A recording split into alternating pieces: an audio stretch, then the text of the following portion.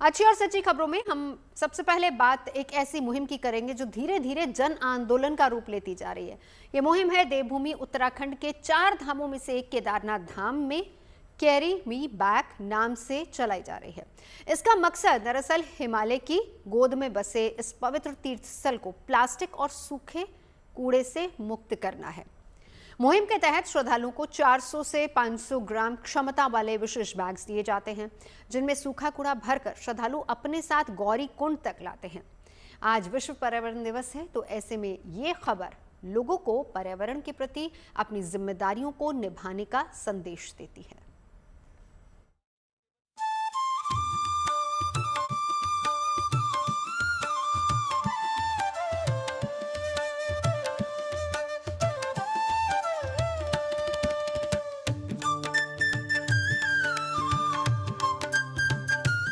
हिंदुओं की पवित्र तीर्थ यात्राओं में से एक देवभूमि की 4 धाम यात्रा, जिसके प्रति लोगों का विश्वास और आस्था भी बढ़ी है और बढ़ी है साल दर साल इस यात्रा पर आने वाले लोगों की संख्या भी। तीर्थयात्रियों की ये संख्या हजारों में नहीं बल्कि बीते कुछ सालों में लाखों तक पहुंच गई है, जिसके चलते हिमालय की गोद में बसे इन देवधामों में एक समस्या खड़ी हो गई है और ये समस्या है प्लास्टिक और सूखे कूड़े की, जिसके समाधान के लिए एक अनोखा कैंपेन शुरू किया गया है। इसका नाम रखा गया है कैरी मी बैक। अभी ये मुहिम 4 धामों में से एक केदारनाथ धाम में शुरू की गई है, जहां हर साल सबसे ज्यादा श्रद्धालु दर्शन के लिए आते हैं। सफाई का काम चल रहा है, इसमें सुलभ की संस्था भी काम कर रही है, सभी नगर पालिका, नगर पंचायत और जिला पंचायत भी काम कर रहे हैं और प्रयास ये है कि डेली जो वेस्ट जनरेट हो रहा है उसका साइंटिफिकली डिस्पोजल किया जाए। इस संदर्भ में एक जिला लेवल पर एक मॉनिटरिंग सेल भी बनाई गई है जो हर 15 दिन में इसकी मॉनिटरिंग करके अपडेट करेगी। ये मुहिम नगर पंचायत केदारनाथ ने हीलिंग हिमालयाज फाउंडेशन और सुलभ इंटरनेशनल के सहयोग से शुरू की है, जिसके तहत नगर पंचायत केदारनाथ की ओर से लोगों को 400 से 500 ग्राम क्षमता वाले बैग्स में सूखा कूड़ा भरकर दिया जा रहा है। तीर्थयात्री सूखे कूड़े से भरे इन बैग्स को अपने साथ गौरी कुंड तक लेकर आ रहे हैं, जहां इन्हें एक जगह पर इकट्ठा किया जा रहा है। इसके बाद इस कूड़े का पर्यावरणीय मानकों के अनुरूप निपटारा किया जाएगा। प्रशासन का मानना है कि अगर ज्यादा से ज्यादा तीर्थयात्री मुहिम से जुड़े तो रोजाना कई टन कूड़ा आसानी से केदारनाथ धाम से नीचे लाया जा सकेगा। गौरी कुंड में देना लड़के को, मैं नंबर आपका भी ले रही है हमारी टीम और वो नीचे आपको नंबर दे देगा, बात करवा देगा। गौरी कुंड में जैसे एंटर करोगे ना, जहाँ पे कि सुलभ वालों का एक वो जो घोड़ा पड़ाव जैसा है, वहां पे रख दोगे तो वहां पे लड़का मिल जाएगा आपको। हाँ, मिल जाएगा। नहीं मिलेगा तो आप वहां छोड़ देना, अपने आप ढूंढ लेगा, आप वहां छोड़ देना, कोई दिक्कत नहीं। इस अनोखी मुहिम का मकसद देवधाम को कूड़ा मुक्त बनाना और स्वच्छता व्यवस्था को मजबूत करना है। इसलिए प्रशासन ये चाहता है कि बाबा केदार के दर्शन के बाद श्रद्धालु हिमालय की स्वच्छता और प्रकृति संरक्षण का संदेश भी अपने साथ लेकर जाएं। एक्सपर्ट्स मानते हैं कि अगर ये कैंपेन सफल होता है तो इसे दूसरे तीर्थ स्थलों और पर्यटन स्थलों पर भी लागू किया जा सकता है। श्री केदारनाथ धाम की यात्रा में कूड़े के मैनेजमेंट को लेकर के काफ़ी प्रयास किए गए हैं, जैसे कि एक डिपॉजिट रिफंड सिस्टम है जिसमें प्लास्टिक की बॉटल्स को एक एक्स्ट्रा टैग लगाया जाता है और जब कोई व्यक्ति उसको डिपॉजिट करता है तो सर्टेन अमाउंट ऑफ मनी, 5 रुपये 10 रुपये उसमें रिफ़ंड होते हैं। इसी तरीके से श्री केदारनाथ धाम में पहली बार वहाँ पर MRF सेंटर का भी संचालन किया गया है और वहाँ पर बेलिंग मशीन के द्वारा प्लास्टिक और जो ड्राई वेस्ट है उसकी बेल्स बनाई जा रही हैं और उनको धीरे धीरे करके नीचे खच्चर के माध्यम से उतारा भी जा रहा है। वहीं 19 अप्रैल से शुरू हुई इस 4 धाम यात्रा का दूसरा फेज शुरू हो चुका है, जिसमें श्रद्धालुओं के लिए यात्रा को और सुगम और सुरक्षित बनाया जाए। इसकी पूरी कोशिश सरकार और प्रशासन की ओर से की जा रही है। मॉनसून सीजन को देखते हुए प्रशासन ने तैयारियां भी शुरू कर दी हैं और तीर्थयात्रियों से भी यात्रा के दौरान सावधानी बरतने की अपील की है। यात्रियों के लिए संदेश ये भी होगा कि अब धीरे धीरे हमारा बरसात का सीजन भी आने वाला है और क्योंकि यहाँ पे भीड़ बहुत बड़ी है और हमारा जो जोशीमठ में है वन वे भी किया गया है, तो बिल्कुल एक बार जो है रजिस्ट्रेशन करके भी ज़रूर आएँ, क्योंकि रजिस्ट्रेशन से आएंगे तो एक हम डाटा भी हम लोगों के पास होता है और यहाँ पे ठंडा भी रहता है, तो आप जो गर्म कपड़े हैं उनको भी लेके आएँ और जो अपनी आवासीय व्यवस्थाएँ हैं उनकी भी पूरी पहले से इंतजाम कर लेंगे, तो यहाँ आकर के अनावश्यक परेशानी का सामना नहीं करना पड़ेगा। और यात्रियों से यही अपेक्षा रहेगी कि आप आएँ, और थोड़ी-सी आपको कष्ट ज़रूर होगा क्योंकि भीड़ ज़्यादा है, कतारें लंबी लग रही है, दर्शनों में थोड़ा वक़्त लग सकता है। तो आप अगर धैर्य बना के रखेंगे, तो बाबा केदार हो या बद्रीनारायण हो, ज़रूर आपकी जो भी मनोकामनाएँ अवश्य पूर्ण करेंगे।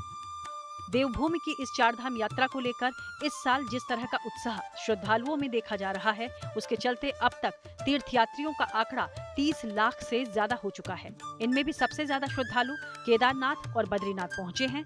दोनों ही धामों में 19 लाख से ज्यादा श्रद्धालु दर्शन कर चुके हैं। देखिए, जैसे कि इस बार सामान्य तो दिख भी रहा है कि बड़ी संख्या में हमारे पास यात्रियों की तादाद आ रही है। बद्रीनाथ में 8.5 लाख से ज़्यादा यात्री हमारे पहुंच चुके हैं और 50,000 से ऊपर हमारे यात्री हेमकुंड साहिब में पहुंच चुके हैं। क्योंकि ये सरकार और माननीय मुख्यमंत्री जी के निर्देशों के क्रम में और हमारे उच्च अधिकारियों के लगातार मॉनिटरिंग के क्रम में ही ये उपलब्धि हासिल की गई है। क्योंकि जो मूलभूत सुविधाएं थी वो प्रॉपर इस बार तैयार की गई थी और अभी भी बद्रीनाथ में हमारा 25,000 के करीब यात्री डेली बेसिस पे आ रहा है। श्रद्धालुओं की बढ़ती संख्या को देखकर उम्मीद है कि इस साल इस यात्रा के समापन पर पुराने सभी रिकॉर्ड टूट सकते हैं। केदारनाथ से प्रवीण सेमवाल और चमोली से कमल नयन सिलोड़ी के साथ bureau report, good news today.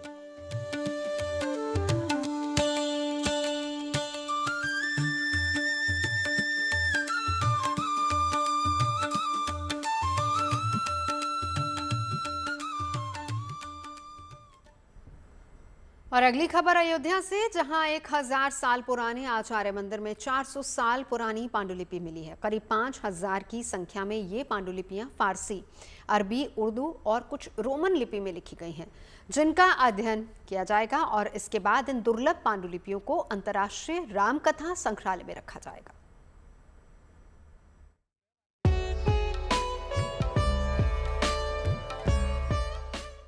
प्रभु श्री राम की नगरी अयोध्या के गौरवशाली इतिहास को समेटे हुए ये वो दुर्लभ दस्तावेज है जो आने वाले वक्त में लोगों को अंतर्राष्ट्रीय रामकथा संग्रहालय में देखने को मिल सकता है। ये पांडुलिपियां 12वीं से लेकर 19वीं शताब्दी तक की बताई जा रही हैं, जो अयोध्या के 1000 साल पुराने आचार्य मंदिर से मिली हैं। इनकी संख्या 5000 के करीब है। सबसे हैरान करने वाली बात यह है कि सनातन धर्म के इस बेहद प्राचीन मंदिर में मिली ये पांडुलिपियां फारसी, अरबी, उर्दू और कुछ रोमन लिपियों में लिखी गई हैं। ये दंडधावन कुंड आचार्य मंदिर तकरीबन 1000 साल प्राचीन विष्णु प्रकाशाचार्य द्वारा स्थापित यह स्थान है और यहाँ पे जो भी पांडुलिपियाँ मिली हैं वो फारसी में है और आपके अरबी में है, उर्दू में है, कुछ रोमन में है। बाकी उसमें कुछ 12वीं शताब्दी की हैं, 13वीं की भी हैं, कुछ 14वीं 15वीं की हैं और 17वीं शताब्दी की हैं और 19वीं शताब्दी की हैं। तो ऐसी बहुत सारी पांडुलिपियाँ आपके स्थान पे दंडधावन कुंड पे मिली हैं। तकरीबन ये 5000 के आसपास ये जो इनकी संख्या है। आचार्य मंदिर के पुजारी का कहना है कि ज्यादातर पांडुलिपियां भोजपत्र की हैं, जिनका जल्द ही हिंदी में अनुवाद कराया जाएगा, जिसके बाद ही इन दुर्लभ पांडुलिपियों पर लिखे इतिहास से पर्दा उठ सकेगा। हालांकि उन्होंने बताया कि इन पांडुलिपियों पर अयोध्या के मंदिरों, पुराने कुंडों और मंदिरों के लिए दी गई जमीनों का लेखा जोखा हो सकता है।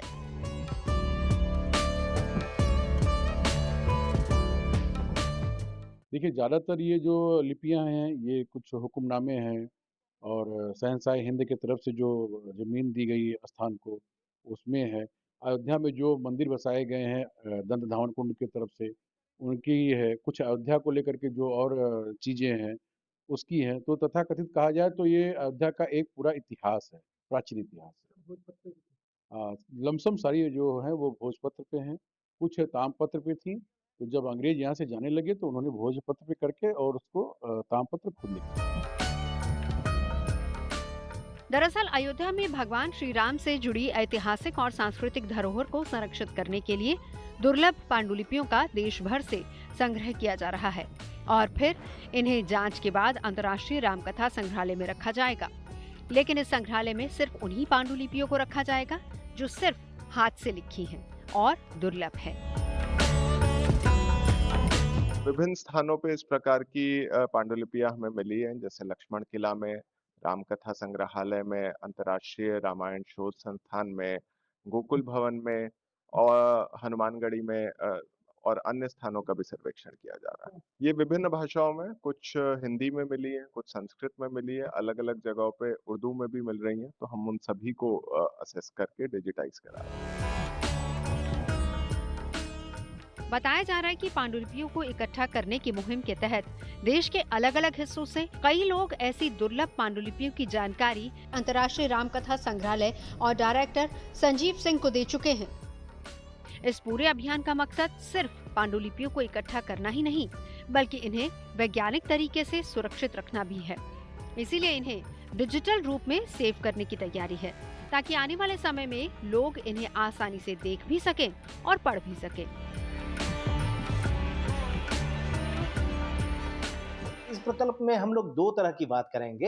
एक तो पांडुलिपियों का संग्रहण कर रहे हैं, दूसरा उन पांडुलिपियों को जो हमको नहीं मिल पा रही हैं, तो उनका जो है फैसेमाइल या टेक्निकल, आजकल बहुत से टेक्निकल डिवाइस के रूप में, जैसे कि हम माइक्रोफिल्म बना लेंगे, तो क्या होगा कि आपको एक ही जगह सब चीज मिल जाएगी। तो रेफरेंस के लिए जो संदर्भ है, तो इसलिए युवाओं को ही नहीं, शोधार्थियों के लिए जो राम साहित्य, राम कथा पर शोध कर रहे हैं, उनके लिए अद्भुत केंद्र होने वाला है।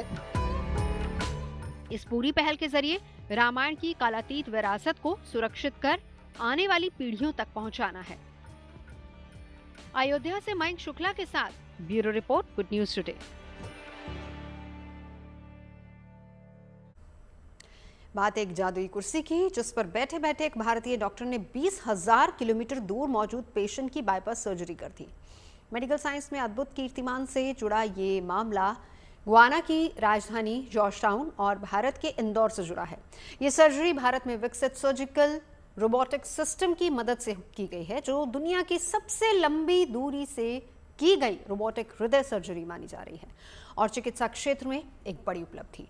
गुयाना के राष्ट्रपति डॉक्टर मोहम्मद इरफान अली ने भारतीय डॉक्टर्स की इस शानदार उपलब्धि को स्वास्थ्य सेवाओं की में तकनीकी क्रांति की दिशा में बड़ा कदम बताया।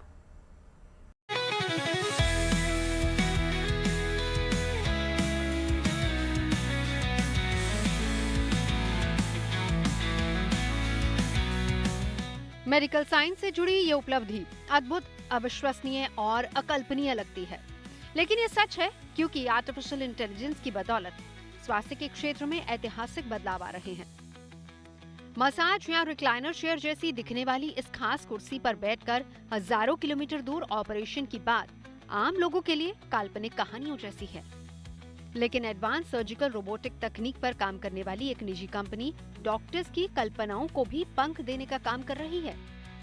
अगर अब डॉक्टर और मरीज अलग अलग शहर में ही नहीं बल्कि अलग अलग देश में भी बैठे हों, तो इससे कोई फर्क नहीं पड़ता। 20,000 किलोमीटर की दूरी भी अब 2 मीटर के ही बराबर लगती है। चिकित्सा विज्ञान के क्षेत्र में भारत की एक और ऐतिहासिक उपलब्धि इसी दूरी को पाटने से जुड़ी है। भारतीय मूल के हृदय रोग के विशेषज्ञ डॉक्टर सुधीर श्रीवास्तव ने दुनिया की सबसे लंबी दूरी की रोबोटिक कार्डियक टेली सर्जरी की है। क्या आप सोच सकते हैं कि 20,000 किलोमीटर दूर से कोई डॉक्टर किसी मरीज का सर्जरी कर सकता है, वो भी दिल की सर्जरी? लेकिन ऐसा हुआ है और इसे संभव किया है डॉक्टर सुधीर श्रीवास्तव ने। डॉक्टर साहब गुयाना में थे और वहाँ से उन्होंने एक पेशेंट की सर्जरी की है जो कि भारत में इंदौर में बैठा हुआ था। अमेरिकी देश गुयाना की राजधानी जॉर्जटाउन से इंदौर की दूरी करीब 20,000 किलोमीटर है। फिर भी उन्होंने वहीं से दिल से जुड़ी सर्जरी को अंजाम दिया। पहले तो काफ़ी टेली सर्जरीज कर रखी हैं, 180 के करीब, और 22 हार्ट सर्जरीज कर रखी हैं लॉन्ग डिस्टेंस से। और जो लास्ट मैंने किया था वहाँ पे फ्रांस से इंदौर में, पर ये जो रिकॉर्ड है ये जॉर्ज टाउन गयाना से इंदौर में, ये कम्युनिकेशन जो डिस्टेंस होता है केबल के थ्रू, क्योंकि वहाँ से जाते हैं सिग्नल, तो वो 20,000 किलोमीटर है और ये वर्ल्ड का रिकॉर्ड है। तो अभी तक जो पहले रिकॉर्ड था वो करीब 12,000 किलोमीटर का था। तो ये हम लोग जो कर रहे हैं ये इसलिए कर रहे हैं कि कहीं भी बैठ कर के हम एक्सपर्टीज़ जो हैं मरीज को कहीं भी दे सकते हैं। तो इससे है ना पेशेंट्स को ट्रैवल नहीं करना पड़े, जो एक्सपर्ट सर्जन्स हैं वो अपनी एक्सपर्टीज़ वहाँ पे दे सकते हैं। तो इसके लिए दुनिया में सबसे ज़्यादा बहुत फ़ायदा होगा। एडवांस सर्जिकल रोबोटिक तकनीक पर काम करने वाली कुर्सी अपने घर या क्लिनिक में बैठे सर्जन के लिए किसी कमांड सेंटर की तरह काम करती है, यानी एक चलता फिरता ऑपरेशन थिएटर जो कंप्यूटर के जरिए कमांड देता है। मैग्नीफाइड तकनीक वाले 3D ग्लासेस पहनकर सर्जन रियल टाइम में पेशेंट को ऑपरेट कर सकते हैं, जिससे मरीज से दूरी कोई मायने नहीं रखती। यही वजह है कि करीब 290 से 300 मिलीसेकंड की नेटवर्क लेटेंसी के बावजूद सर्जरी पूरी तरह से सुरक्षित और सफल रही। हाई डेफिनेशन 3D विजुअलाइजेशन और एडवांस रोबोटिक कंट्रोल्स की मदद से दोनों देशों की मेडिकल टीमों ने बेहतरीन तालमेल दिखाया, जिसकी वजह से गुआना के ही रहने वाले 65 वर्षीय मरीज की इंदौर में सफल बाईपास सर्जरी कर दी गई, ताकि आर्टरीज यानी धमनियों में ब्लॉकेज को दूर किया जा सके। 65 इयर्स ओल्ड और कोरोनरी आर्टरी डिजीज़ थी, मतलब ब्लॉकेजेस थे हार्ट की आर्टरीज में, और उनको 2 बाईपासेस चाहिए थे। तो वो हमने जो वहाँ से किया, वो जो लेफ़्ट इंटर मेमोरी आर्टरी होती है चेस्ट में, तो वहाँ बैठ कर के मैंने उसको डाइसेक्ट किया। ये बहुत ही डेलिकेट ऑपरेशन है और बहुत प्रिसाइज होना पड़ता है, क्योंकि अगर वो आर्टरी डैमेज हो जाए तो वो लाइफ लाइन होती है पेशेंट्स की। तो हम लोगों ने बिल्कुल सक्सेसफुली किया। और ऑल्सो ये भी बहुत इम्पॉर्टेंट है कि यहाँ पे एक हमारी हार्ट सर्जरी की टीम भी थी, वो जो रोबोटिक मंत्रा सिस्टम में ट्रेंड हैं। डॉक्टर ललित मलिक जो हैं मणिपाल के, उन्होंने भी 150 के करीब केसेस कर रखे हैं और टेली सर्जरी भी कर रखी हैं, तो वो इंदौर में मौजूद थे। तो अगर किसी कारण से इंटरप्शन हो जाए या कुछ और चाहिए, तो पेशेंट का जो सेफ्टी है बिल्कुल कॉम्प्रोमाइज़ नहीं हुई। तो सर्जरी हुई successfully in terms of the telesurgery. जिस तरह सिस्टम सर्जन के पास लगा होता है, ठीक उसी तरह अस्पताल में भी सिस्टम लगा होता है। इस मामले में फाइबर ऑप्टिक नेटवर्क के जरिए टेली रोबोटिक सर्जरी को अंजाम दिया गया। इसके अलावा रोबोटिक आर्म की वजह से सर्जरी के दौरान मरीज का पारंपरिक तरीकों की तुलना में ज्यादा सुरक्षित अनुभव रहा। तो हम लोगों ने बहुत पहले टेस्टिंग कर रखी है, और जो हम लोग यूज़ करते हैं वो फाइबर ऑप्टिक नेटवर्क होता है, और वो भी पॉइंट टू पॉइंट होता है, तो उसमें इंटरप्शन हो ही नहीं सकता और बिल्कुल साइबर सिक्योर होता है। तो उससे है ना जो डिले होती है नॉर्मल ट्रांसमिशन में, वो भी है ना कम रहती है। तो इसके अभी तक जितने हम लोगों ने केसेस कर रखे हैं, ये कभी ऐसा एक्सपीरियंस नहीं हुआ कि है ना नेटवर्क लॉस हुआ, कनेक्टिविटी चली गई। इसीलिए हम लोग सेफ्टी के साथ भी करते हैं कि एक टीम होती है वहीं पे। भारतीय डॉक्टर्स की इस उपलब्धि को गुआना के 60वें स्वतंत्रता दिवस समारोह के साथ भी जोड़ा गया है। गुआना सरकार इसे अपने राष्ट्रीय रोबोटिक सर्जरी कार्यक्रम की शुरुआत के रूप में देख रही है। गुआना के राष्ट्रपति डॉक्टर मोहम्मद इरफान अली ने भारतीय डॉक्टर्स की शानदार उपलब्धि को स्वास्थ्य सेवाओं में तकनीकी क्रांति की दिशा में एक बड़ा कदम बताया। A landmark cardiac telesurgery procedure was conducted on the 26th of May 2026 on our Diamond Jubilee in the Cooperative Republic of Guyana at 6 a.m. The team performed a coronary artery bypass graft. The surgery was performed by internationally renowned cardiac surgeon Dr. Sudhir Srivastava and his entire team, both from India and from Guyana, and of course, regionally. Dr. Srivastava operated remotely from Guyana on a patient located in India using the SSI Mantra 3 robotic surgical system. From today, our surgeon is called Freedom 60. साफ है कि इस तरह के make in India advance surgical robotic तकनीक पर काम करने वाली कुर्सी दूर दराज के इलाकों में बैठे मरीजों के लिए काफी मददगार है, जिसकी वजह से बड़े शहर में लाए बिना उनकी जान बचाई जा सकती है। दिल्ली से मनीष चौरसिया के साथ bureau report, good news today. हमारे देश में हर साल कई फिल्में रिलीज होती हैं, कुछ हिट होती हैं, कुछ सुपर हिट होती हैं। फिल्म की कहानी तय करती है कि वो हिट है या सुपर हिट है। मगर बीते कुछ सालों से फिल्म की कहानियों से ज्यादा उनके बजट को लेकर चर्चा हो रही है। वो खूब सुर्खियों में है। रिलीज से पहले बजट की चर्चा से ऐसा माहौल बना दिया जाता है कि दर्शक सिनेमा घरों तक खींचे चले आते हैं। वो अलग बात है कि फिल्म कैसी है, इसका असली पता फिल्म देखने के बाद ही चलता है। दिग्गज अभिनेता मनोज बाजपेयी भी यही मानते हैं कि फिल्म के बिग बजट की चर्चा एक पीआर स्टंट से ज़्यादा नहीं है। हाल फिलहाल में रणबीर कपूर की बिग बजट वाली फिल्म रामायणम की खूब चर्चा हो रही है क्योंकि इसका बजट 4000 करोड़ है।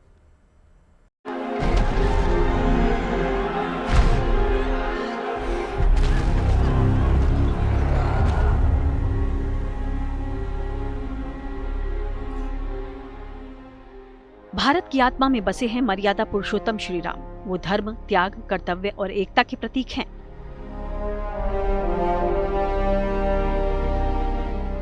उसी राम कथा को नई पीढ़ी तक पहुंचाने के लिए भारतीय सिनेमा इतिहास की सबसे बड़ी और सबसे भव्य फिल्म बनाई जा रही है।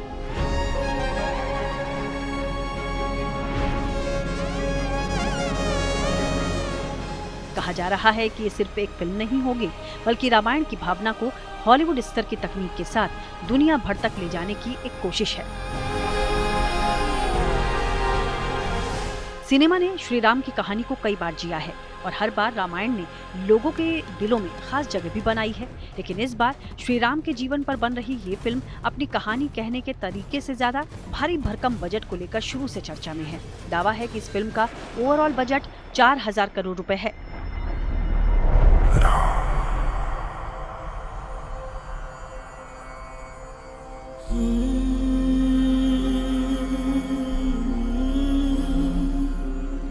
फिल्मों के भारी भरकम बजट पर छिड़ी चर्चा में एक्टर मनोज बाजपेयी की एंट्री हुई है। उन्हें फिल्मों का भारी भरकम बजट पीआर स्टंट लगता है। मनोज ने कहा, देखिए वो लोगों के पीआर का जरिया होता है, उसके जरिए ही ज्यादा बातचीत कम से कम मैं जानता हूँ 15 सालों से चल रहा है।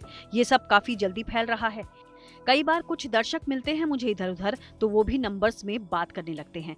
मैंने उनको डांटा भी कि भाई तुम्हारे अकाउंट में नहीं जा रहा है, अगर आपके अकाउंट में जा रहा है आप तब बात करिए। आप ये बताइए कि फिल्म कैसी लगी, बुरी लगी या अच्छी, उसकी बात करिए। मनोज के बयान के बाद फैंस की क्यूरियोसिटी बढ़ गई है। आखिर रणबीर की रामायण में ऐसा क्या है? आखिर कौन सी ऐसी चीज है जो इस फिल्म को इतना बड़ा बजट का बनाती है? तो दावा है कि इस फिल्म का बजट 4000 करोड़ है और ये भारत की सबसे महंगी फिल्म है, यानी ये भारतीय सिनेमा का अब तक का सबसे महंगा प्रोजेक्ट होगा। फिल्म में रामायण का संसार दिखाने के लिए बड़े बड़े सेट्स लगाए गए हैं। लंका, राम रावण युद्ध, पुष्पक विमान सब हॉलीवुड जैसा दिखेगा। इसके अलावा वनवास, सीता हरण और युद्ध के सीन बड़े पैमाने पर दिखाए जाएंगे और ये सब दुनिया का सबसे बेहतरीन स्टूडियो DNEG कर रहा है, जिसमें काफी वक्त और पैसा खर्च किया गया है। AI डबिंग की नई टेक्नोलॉजी का इस्तेमाल हुआ है। मतलब ये कि एक ही भाषा में फिल्म बनकर AI से दूसरी भारतीय भाषाओं में मुंह की हरकतें बिल्कुल मैच कर डब किया जाएगा। ये भारतीय सिनेमा में पहली दफा हो रहा है। इसके अलावा फिल्म के प्रमोशन पर बड़ी रकम खर्च होगी। दावा है कि फिल्म IMAX में रिलीज होगी, जिसके मायने हैं स्क्रीन बड़ी और तस्वीर बेहद साफ। आखिर सच यही है कि बजट चाहे जितना भी बड़ा हो या PR का हाइप कितना भी हो, फिल्म की असली परीक्षा सिनेमा हॉल में होगी और इन सब के बीच फैंस को फिल्म का बेसब्री से इंतजार है। Bureau report, good news today.